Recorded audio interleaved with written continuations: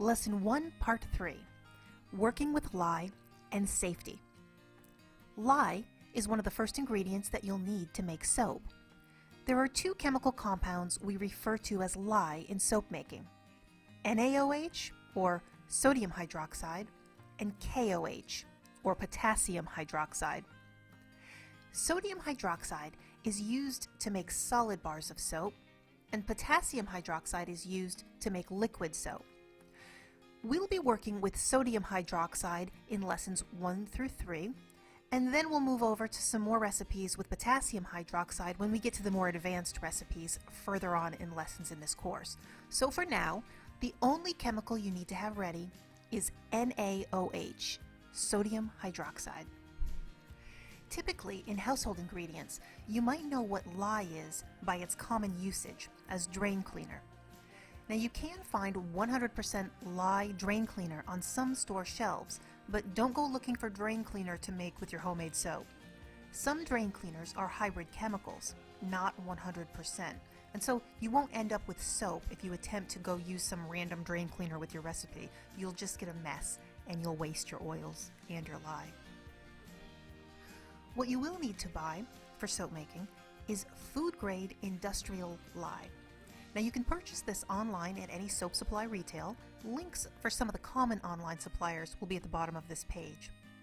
And when it arrives, it'll come in a secure bottle in the form of dry white crystals.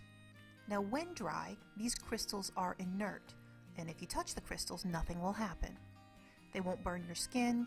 It's basically just like touching a handful of salt. But I recommend that you do not go sticking your fingers into a pile of lye crystals. If you get even one tiny crystal under your fingernail when the crystal is dry, you might not notice. But then when you go to wash your hands and that crystal dissolves, you will immediately feel the burn. And there won't be much you can do to stop it when it's embedded under your nails. Lye has a strong thermogenic chemical reaction, and it's activated when it touches water or even humidity. Now, this reaction, it produces heat, smoke, fumes. It can produce surging bubbles, and you do have to get used to carefully working with it. Now, just like your care and caution in working with it, it's just as important that you take precautions when storing it as well. Storing the lye. Keep the lye tightly locked in a closed container in a cool, dry place. Now, it must be kept out of reach of children and pets. I recommend that you do not keep it in the kitchen, but if you do, keep it behind a locked cupboard. Many people recommend that you store it high and out of reach, but consider that it cannot be easily knocked over. Even if the cabinet's locked, if you're getting in and out of the cabinet, you don't want to risk bumping it over and then having those tiny little crystals scatter. So use common sense and keep the lye as inaccessible as possible. Now, as a side note, because you need to keep them dry, these tiny little crystals are prone to becoming static charged. So if you do end up scattering them, they like to jump and stick to surfaces, and then you end up chasing every individual crystal. And this can be a hassle, so just make sure you store the lye with careful thought. Safety and burns. You should always wear safety glasses, long sleeves, and gloves when working with lye. A burn caused from lye water or soap batter is a chemical burn. And that's not the same kind of burn that you get if you touch a hot pan. If you burn your skin from fire, then you do need to run your hand under water. But with a chemical burn, the affected area doesn't stop being burned just because it's underwater. You need to keep your hand under cold running water for 12 to 15 minutes.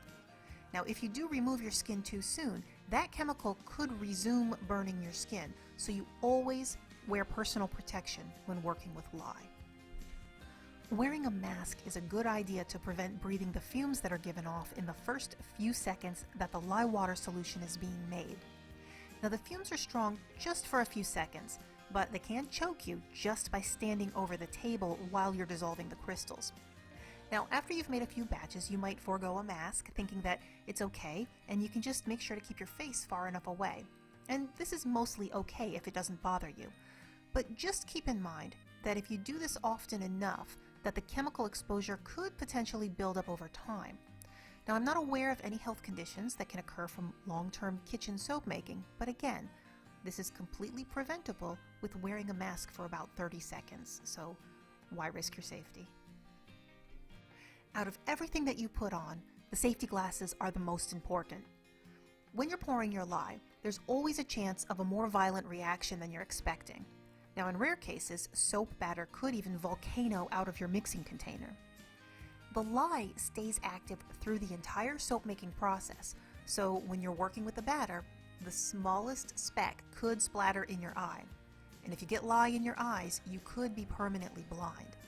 This would be a horrible way to get an injury because it's 100% preventable. So if you should get lye into your eyes, rinse your eye under cold water for 12 to 15 minutes, then you need to call 911.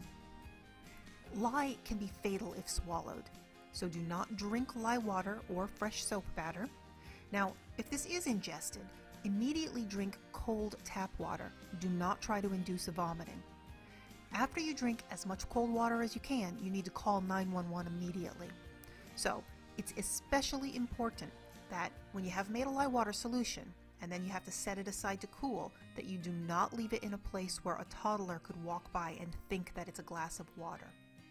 Now, hopefully you'll never experience any of these emergencies, but if you do, act swiftly and correctly to minimize any possible damage. A common way to experience a lye burn is by wiping the drips from your counter with a kitchen towel and then rehandling the towel a few minutes later, forgetting that there's soap batter on it. It only takes a little zap on your wrist to learn that you do not want to experience a full-blown lye burn. Now, once your safety precautions are in place, we're ready to mix our first batch of lye water.